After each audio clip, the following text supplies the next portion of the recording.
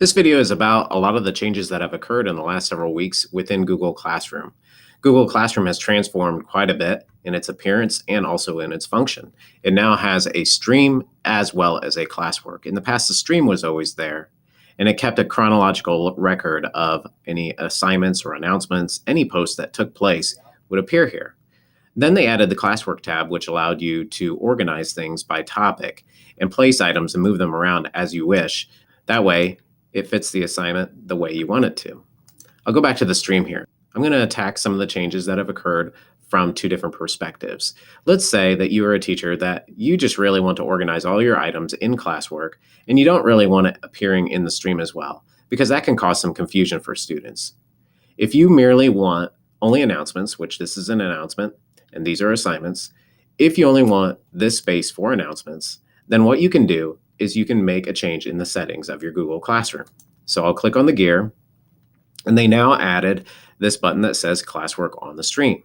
So you have an option to hide notifications altogether. So that way, if you hide the notifications, all that students see in the stream are any announcements that you've made. No longer would assignments appear here for students or you.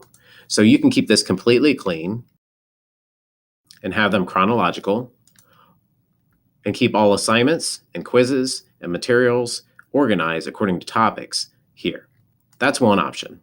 The other option is maybe you would rather have the stream be your main hub.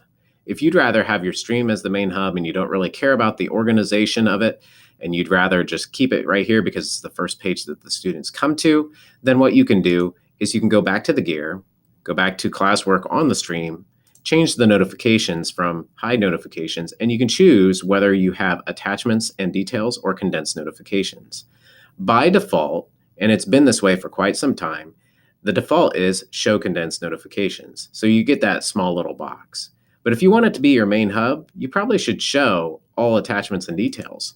I'm going to go ahead and show you the difference. So when I hit save, now all the assignments are full blown, and I can see very quickly how many have turned this one in, and it's done chronologically.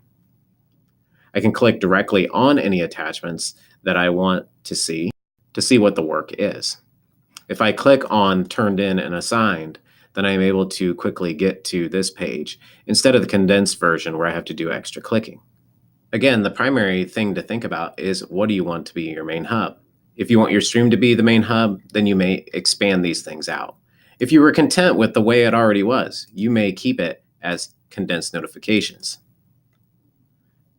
And if you'd rather have the classwork as your main hub, you may want to make the stream so that way it only shows announcements and you hide the notifications from your classwork. The other change that they made was the capability of moving items to the top in the stream. In the past, it used to only be chronological. So now you can actually take an item and you can move it to the top.